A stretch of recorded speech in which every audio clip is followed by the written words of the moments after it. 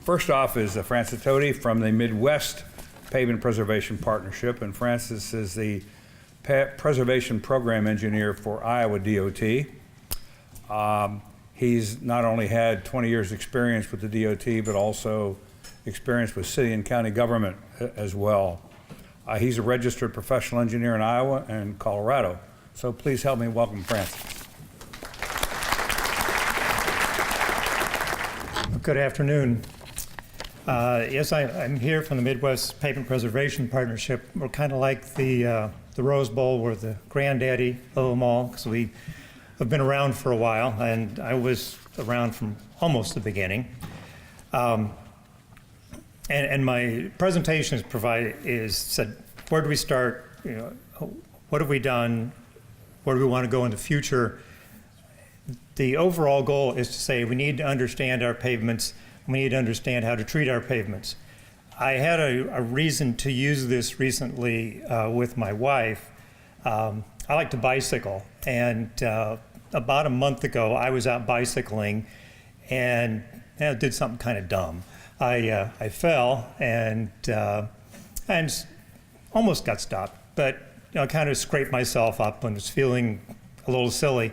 So I walked home, and when my wife saw me and saw my bloody knee and the scraped shoulder and the little dent in my helmet where it hit, she said, well, how bad are you hurt? And I said, well, it's not as bad as it could have been because I fell on an asphalt bike path, and we all know an asphalt bike path is a flexible pavement, and if it was a concrete pavement, it could have been worse. So I said this really wasn't as bad as it could have been. So a little history on Midwest Pavement Preservation Partnership. Initial meeting, if I remember right, was in Grand Rapids in 2001. I wasn't able to go there. I asked the chief engineer I can go, and he said, we're telling a lot of other people to go. We can't go to conferences, so you can't go. 2002, I was able to sneak across the border to go up to the meeting in Minneapolis. And at that time was when we started discussing bylaws for the organization, and maybe more importantly, developing a pooled fund where people could say, okay, we have a funding mechanism, so people get involved and suddenly say, I can't come this year because our state won't let us travel. So that was kind of the beginning of how this partnership ended up, and a few years later we got into TSP2, and basically that kind of the model of what we're doing now, and saying, how can we end up allowing people to travel, start making a commitment to this organization. Some of the recent things we've been working on, of course, we have our annual meetings. We have 3 task forces. We actually had 5 at one time, I think. We're down to 3, working on certification. There's been discussion earlier today about certification of contractors, certification of staff. I agree it is a problem. We end up getting a new microsurfacing in a part of the state where we haven't done it before, and suddenly everybody's kind of scrambling. Well, what do I need to know? The inspection staff isn't sure. So we really need to end up finding out how we can end up dealing with that better. The other 2, product evaluation and research, kind of speak for themselves. Is how do we end up doing what we need to do? How do we end up kind of promoting research and where we need to go? One of the things I would be remiss in saying, and starting the whole concept of the partnership was Larry and Roger Olson particularly, saying, we need to end up kind of peeking over the fence and what are other states doing. And so one of the things that we have felt is kind of important as we end up going forward with the partnerships is trying to get somebody from each organization to visit another partnership, kind of share what's going on, bring back ideas, find ways to make connections, because I think there is strength in all of us working together rather than just each of us kind of working independently, just as the idea of the partnership was rather than having one state doing something, can a group of states do something that is very similar. And we've talked about research needs, collaborating with other groups for research, and as a partnership, we have done a little funding of research. Last year at our annual meeting, Larry ended up saying, you know, we're at a point where we've been doing these things, we kind of have the annual meetings down, we need to start thinking about what are some future goals, how do we formalize some of the things that we are doing and develop them in a way that we can do them consistently. So we ended up working a lot of the work with the steering committee for the Midwestern region this year was working, developing a work plan and trying to come up with saying, how do we develop some 3-year goals for where we want to be, you know, where we want to be, how do we get things done? We talked about finding ways to develop partnerships with industry, along with the other partnership. You know, we all think that because we have experience that, you know, we know how things work, but there's always industry people that say, if you would do this, I could give you this treatment better, cheaper, faster, whatever it is. How do we find those partnerships? How do we find ways to work with industry to move things forward? We talked about local governments. I think it's very important that we make connections with the local governments. As was mentioned previously, in Iowa, the local governments have a larger share of the paved system than the DOT does. And I can remember from my county experience when I came to the DOT and started seeing microsurfacing, I said, wow, if I would have had that in the counties, I could have done some real good for a lot less than we did with some of our mill and overlay and other projects. Just knowing what was there was important, so trying to pull in some of the local people. And just increasing participation and consistent participation, I think, is important to keep that enthusiasm going. So our work plan, I'll go through it quickly. There's 6 items.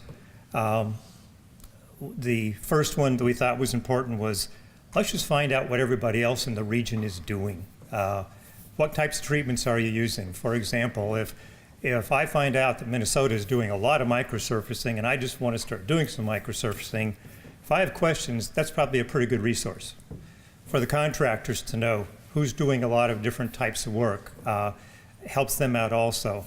Some way of just gathering that data and having it available on the website so we can see what other people are doing, we can learn from each other.